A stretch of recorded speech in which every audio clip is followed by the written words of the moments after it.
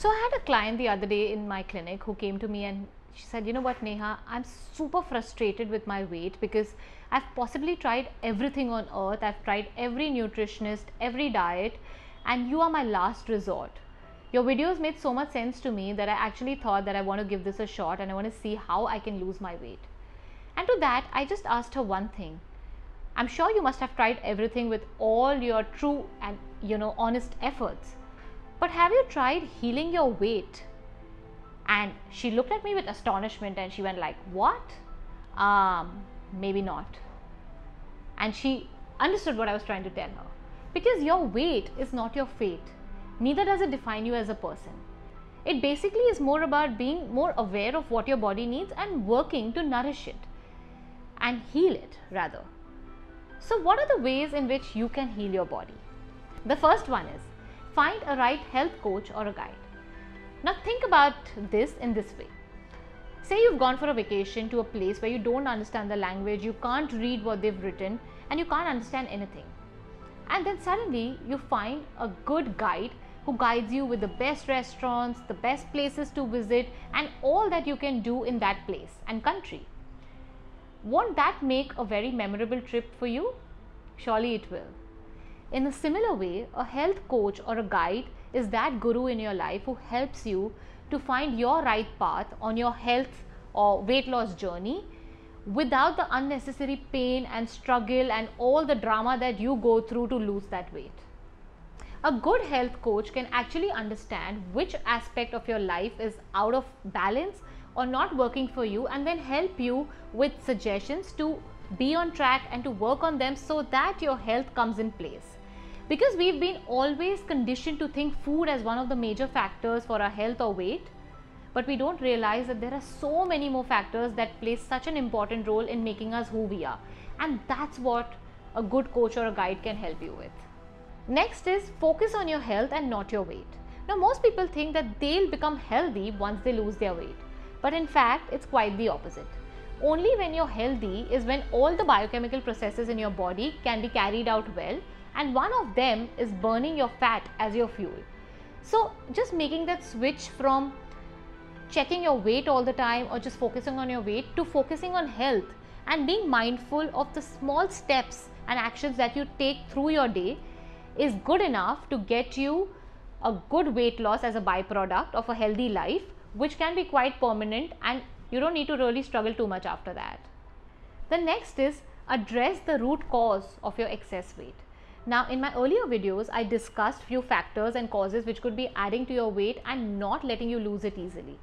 Now it's important for you to actually sit down with yourself and understand which factor is causing that excess weight and being really stubborn in your body. And if you really want to heal your weight, then you need to look at your body holistically and understand which mental, physical, spiritual or emotional aspect is becoming a hindrance in your weight loss journey. You really need to take time for yourself out and find your comfort spot because old and unhealthy habits die hard. So being harsh on yourself is definitely not the solution. In fact, take it slow. Pick up one unhealthy habit that you want to change and start working on it till you master it. It may take you 1 week, 2 weeks, 21 days, whatever amount of time that you need.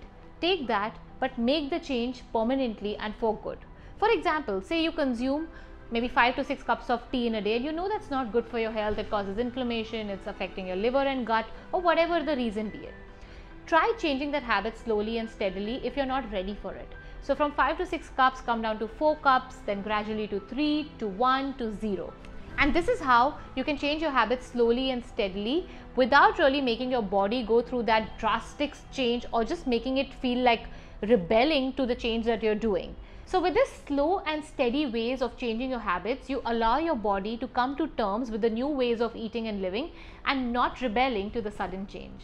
Emphasize on whole foods.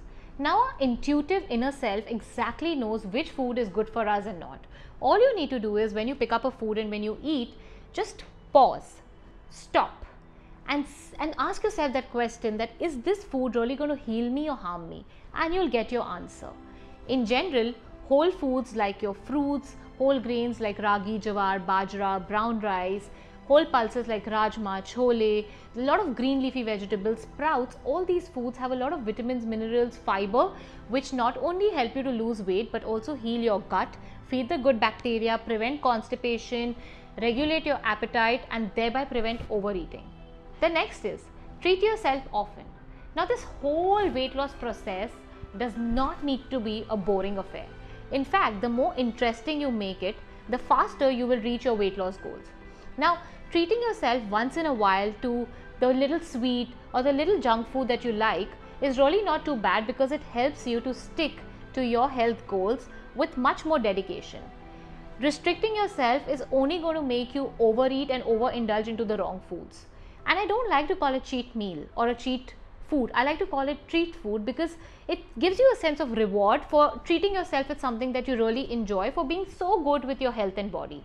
So go ahead and don't restrict yourself and enjoy that one small piece of a mithai or a cake or a brownie or a biscuit that you really love without any guilt, and feel happy about the entire process. Support your liver health.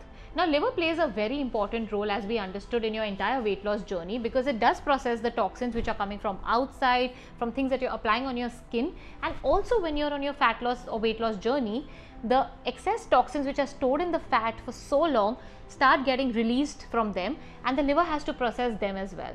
So supporting your liver and unburdening it is the best way you can support your weight loss journey, and you can do that with foods like greens, microgreens, lemons, berries, dates, bananas. Also include a lot of herbs like milk thistle, cardamom, ginger, fennel, turmeric, cinnamon, all of which help to unburden your liver and help you in your detoxification and thereby weight loss process. The next is opt for healthy liquids. Now, in this entire process of eating the wrong foods, taking a lot of stress and all of that, our liver also gets very heated up. So hydrating and cleansing the liver with healthy liquids like coconut water, jaljeera, lemon water, kokum sharbat, all the liquids that have a lot of electrolytes will help you to eliminate the toxins from the liver and also hydrate your cells, because only when your cells are hydrated well is when their functions can go on seamlessly. Also, drinking good amount of plain water and healthy liquids lowers the confusion of feeling hungry where your body is actually craving for hydration, and this thereby helps you to eat lesser or in control, in sync with your hunger, and not overeat and thereby gain that weight. Relax more. Now, only when we are in a state of relaxation is when the body can rest and digest, and that's the time the body can burn the fat. The body cannot burn fat when you're active, when you're extremely stressed out or overworked up or overheated. So learning to relax for a couple of minutes through the day between your working hours, or just doing some fun activities that really unwind you, or doing something that is your hobby like painting, drawing, or any artwork, or probably just playing some music which peps you up. This is the best way to relax and unwind, which puts your body into the parasympathetic mode, that is the rest and digest mode, is when your fat burning gets activated and you lose that weight. So the more you rest and the more often you rest, the faster and more easily is when you put your body into the fat burning mode. Next is movement. Now, this is a no-brainer. Everyone understands that when you move better, you lose your weight faster. But there are also people who overdo it at times, and you don't need to do that. Moderate amount of movement and just being active through the day can get you good results with your weight loss efforts. So just like, working out for 30 to 40 minutes 3 to 4 times a week can have some great results on your body. All you need to do is indulge in an activity that you enjoy and love. Don't go by the suggestion your friend gives you, or somebody's told you that this workout will make you lose weight, if you don't enjoy it. You need to be so excited about the workout that it makes you jump out of your bed in the morning or any time of the day when you want to do it. So indulge in activities like a 30-minute HIIT workout, or probably like a good yoga vinyasa flow or a hatha flow, or just some brisk walking, and all this will give you some fantastic results. You really don't need to be in the gym for 24 hours a day to get that weight off or the fat burned. So by now you know it's time to stop dieting and start nourishing. It's time to stop counting calories, and if you really want to count something, then count your nutrients and amp them up, and count the synthetic substances in your diet and omit them. In my next video, I'm going to talk about water retention. So keep watching.